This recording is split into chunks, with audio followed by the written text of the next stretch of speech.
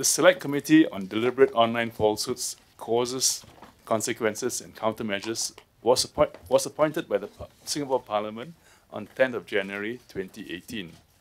Its role was to examine the problem of deliberate online falsehoods and propose recommendations on how Singapore can deal with this problem. Now, since our appointment, we have completed a 7-week public consultation, including a 1-week extension. Now, during this period, we received a total of 170 written representations, and over a period of 8 days of public hearings, we heard oral evidence from 65 individuals and organizations.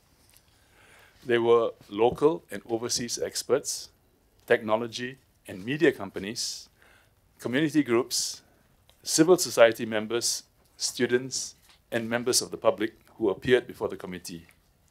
Now, hearing from relevant stakeholders was a very constructive and informative process. Now, we thank all representatives for their contributions to this robust discussion. Now, these representations have shown that deliberate online falsehoods is a serious problem, and no country in the world is immune to it. It is pervasive and can affect different aspects of our country: national security, racial harmony, democratic processes, social cohesion, and our trust in public institutions.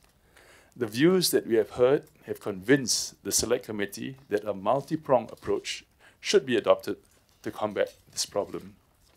The Select Committee has identified principles to guide Singapore's response to this problem and put forward clear recommendations for various stakeholders, including for the government to implement legislation.